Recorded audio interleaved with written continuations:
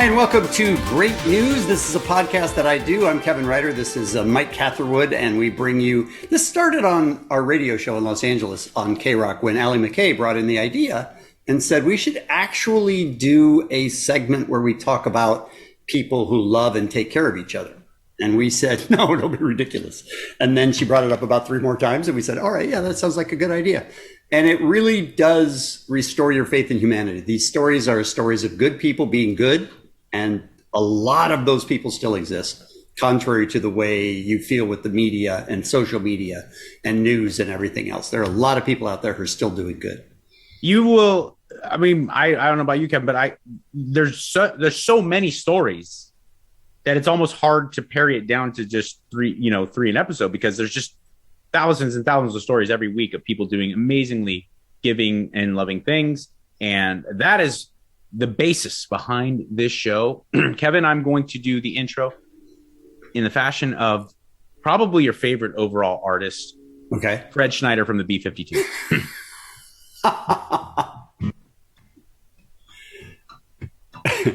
It's the intro. The show's about to begin, bro. Say hello to the happy, goodbye to the blues. Kevin and Mike are here to give you great news. It's pretty good. That's not bad. I used to talk so much about how much I did not like Fred Schneider. I don't know. He just drove me crazy. And then one day there was a knock at the back door of the radio station. I opened it and I was standing face to face with Fred Schneider. And I was just thinking, does he know everything I've said? Could he possibly be here to beat me up? He couldn't beat me up. I could take him. All those thoughts are going through my head in a couple of seconds. My first great news story is about a kid who showed up to snowboard, and his friends were going to show up and teach him how to do it. He'd never done it before. And his friends said, we'll meet you there and we'll teach you how to snowboard. Then the kid showed up and the friends did not. And somebody else that was there said, you know what? I'll teach you how to snowboard. He told me his friends left him on his first day. So I offered help. Can I give you some advice? Yes, please. Yeah? No. What's your name? Ruiz. Ruiz, I'm Dave. While your heels are up, you're going to push down on your toe in the direction you want to go, just a little bit. So push that toe down just a little, and then hold it there. Perfect. Let's go the other way, Ruiz. Where you're going. Be patient. Don't lean too much. Nice. Let's go back the other way, Ruiz. You're all right. Hell yeah, dog. You're welcome. Good to meet you, bro. Have a great day. Half Cab King, dog. That was sick. Ruiz's first day. Friends didn't want to come. We hooked him up. That's pretty cool. That is. That's pretty cool that he's going to sit there and take his time with a guy that he doesn't know and teach him how to snowboard. It's a great story. And screw that kid's friends. Right? That kid needs better friends. Seriously. This next story is about a internet star, and oftentimes you don't find that they are ripe with a lot of giving, loving stories. But this young man is his name is Steven Shapiro. I'm not familiar with his work, but he's huge on YouTube, and he has like 600,000 followers on Instagram and stuff. He makes these videos that's what he does for a living, and he's clearly very successful at it.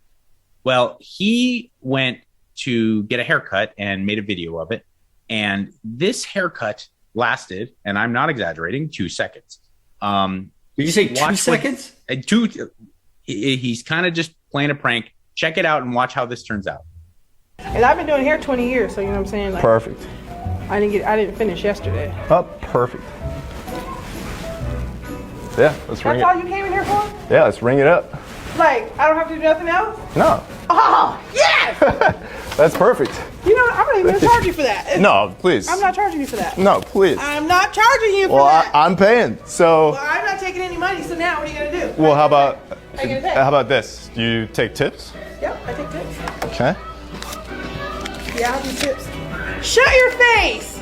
Not enough? Shut your face! Stop! It's enough! You're really giving me hundreds for a snip? You did. This is the best haircut I've had in a long time. Shut your face. Are you serious? You're joking. Please. Is this counterfeit money? No. Shut I gotta go on Facebook, right? You did not just, do you know let me tell you the blessing that you are right now. I need your rent money. No lie, like I needed my rent money. Here, I have more in the car. Let me stay here. Everything. Oh my God. Thank you so much. No, thank you. See the angel here? Me? No, she's the angel. This man gave me $600 for a 2-second haircut. Wow. Awesome. Look at what that meant to her. Yeah. And at Steven Shapiro, if you support this kid, obviously, it's kind of self-serving to make a video about it. But either way, he knows, he's like, I make a preposterous amount of money doing silly videos. And he gave her $600 and it meant the world to her. She was down on her rent money and thought that was a great story. I think there are a lot of people who look down on the fact that people make social media about it. I'm all good with that because we see so many stories about the negative people. Let's make videos of people being positive and being good and share them as much as you can. Sure. No, I totally agree. And I think that, yes, if we're going to get pedantic and start dissecting everything, it's like, okay, well, he could have done it without the video. Fine. But it doesn't change the fact that he just really changed her life. He saved that woman and she was so overwhelmingly happy. It's like, so what? Whatever the motives may be, the end result is great, loving, giving stuff. Also, props on him for wearing a jersey with the number 69 on the back of it while doing that. Absolutely. Mike, what is your understanding of the difference of the cause and effect of cattle and greenhouse gases? I believe I'm by no means an expert, but I believe that it is in fact their poo and farts, the methane that comes from that it negatively impacts the environment. A huge amount. Okay.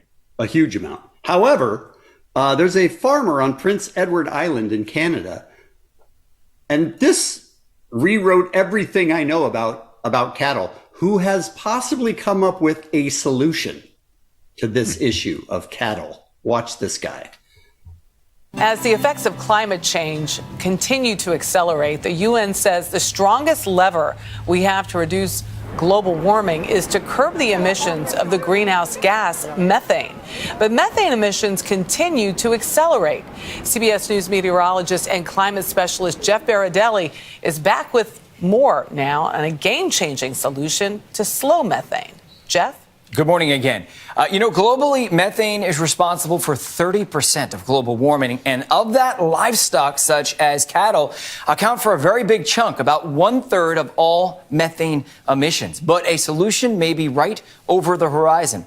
We traveled to Prince Edward Island, Canada, to meet a man whose unlikely discovery has the potential to change the world. The miracle cure for climate change is right there in that tub.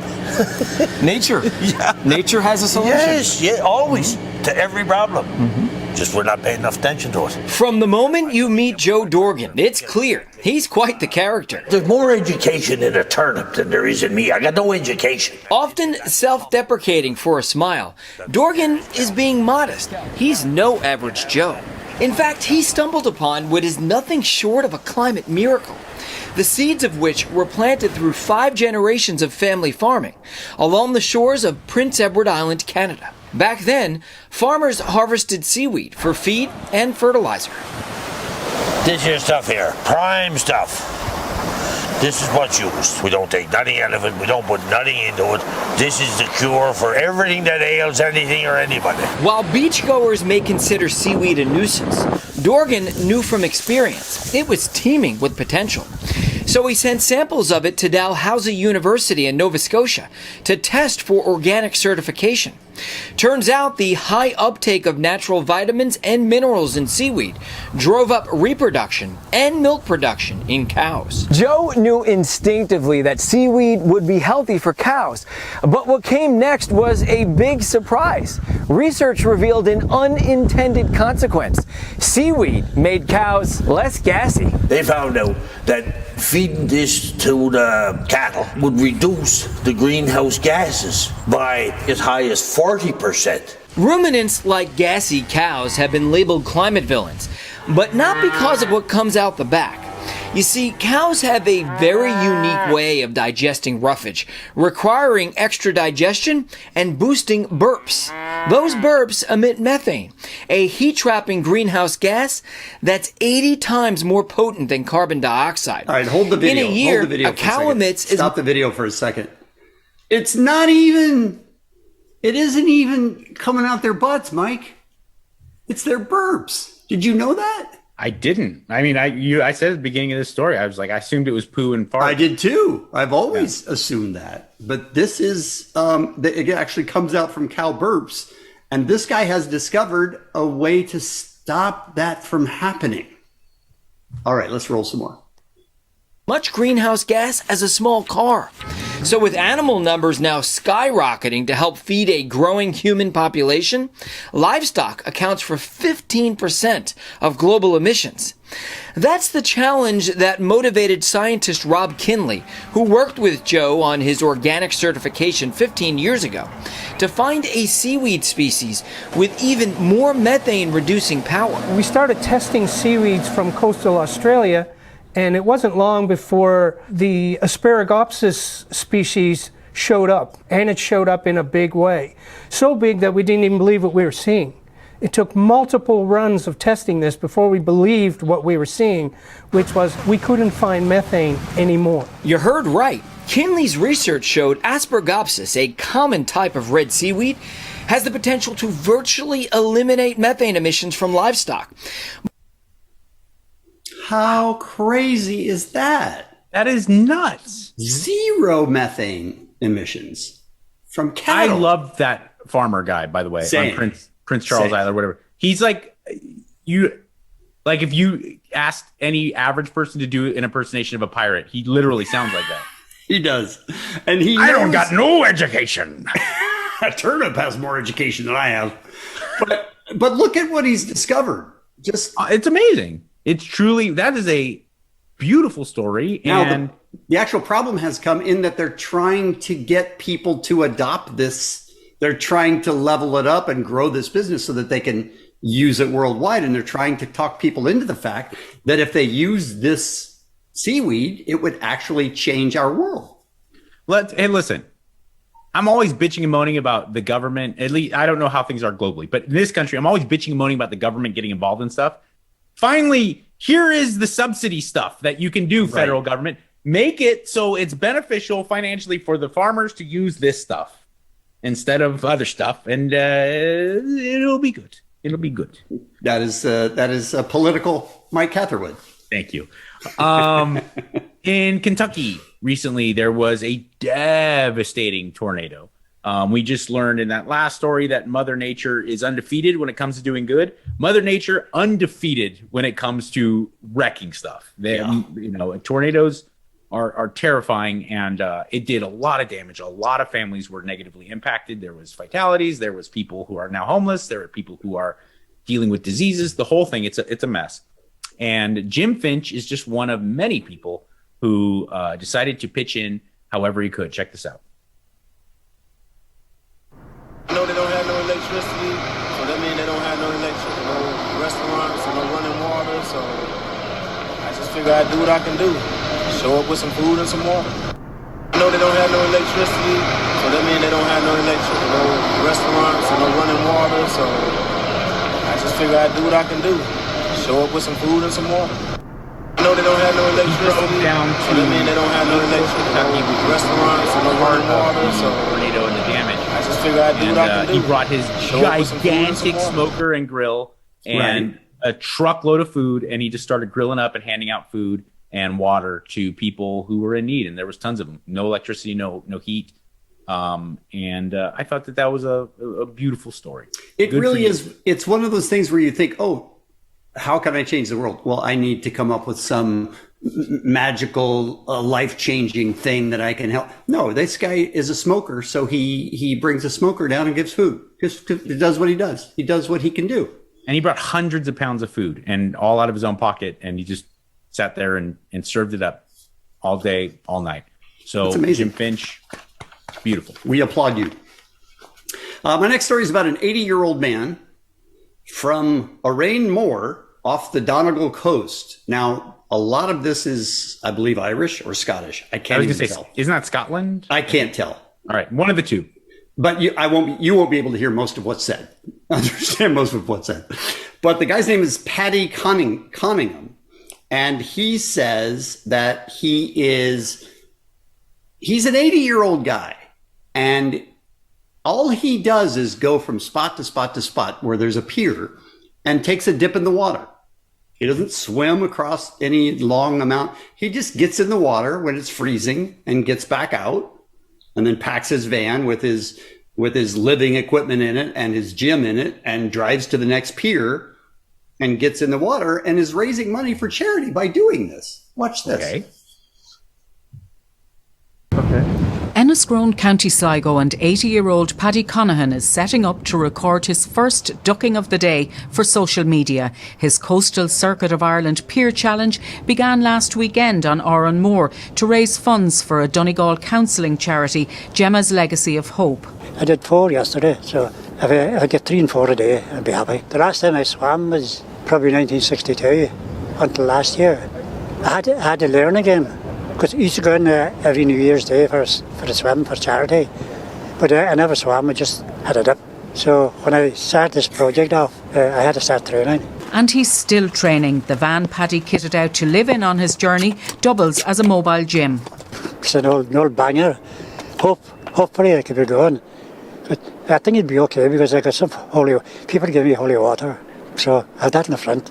So where do you sleep? That's the mattress there. Water, cooker, and in the front I got a generator. When it gets too cold, it's not bad yet. So I'm all set for it. Why did you start the challenge now in the middle of winter rather than coming up to the summer? Yeah, well, if you do it in the summer, people will be saying, yeah, he's having a great time going around Ireland, we're giving him money, to have a good time, like. So it's allowed to do it in the winter time. So it's more of a challenge then. So how will you spend Christmas, Paddy, and your 81st birthday in January? Yeah, the same thing as I'm doing now. So I want to keep the momentum going. I'm getting old. I haven't much time. I'd like to do something before I kick the bucket. Paddy has set up a GoFundMe page for donations. He's not taking cash on his journey, which he hopes he'll complete by February. Eileen Magner, RTE News, Killala. That dude hasn't gone swimming since 1962 and had to relearn how to swim.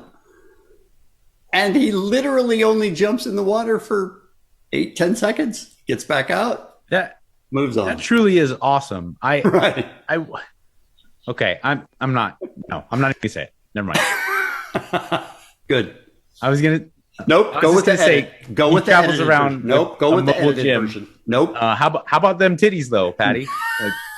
How about them titties? He's 81, dude. All right. Good. All right. Fair enough. And he's raising money for charity. How are you going to pick on his body? I'm sorry. You're right. I should have said that. I'm sorry. Well, they're a nice B cup. So what? We'll take care of that in post. Kevin, this is a very simple story, but it is beautiful. And I'm sorry to those of you who are listening on the audio only version. You really do need to see this. But this man is reunited with his dog who ran away after a fireworks show after 7 months. And this is caught on camera, the moment when he was reunited with his dog.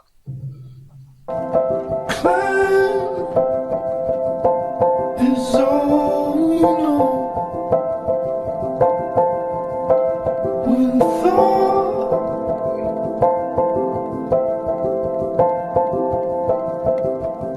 is not be lost, no can go up, and that iron ground.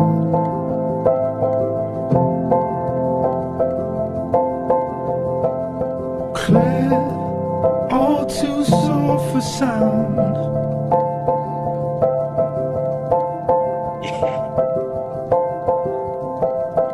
Bed is hardly shown. Let's go, buddy. Come on. Wow. Good for the heart. Wow, that's good for the soul. heart. Although it did take the dog a bit to warm up. Yeah, 7 months. He was like, wait a second, who are you again? I was like, come on, man. Where does the love come? I'd be that way with my wife after 7 months. I'd be like, wait a second, who are you? Oh, lady? no, she'd be that way with you. That's a good point. Yeah.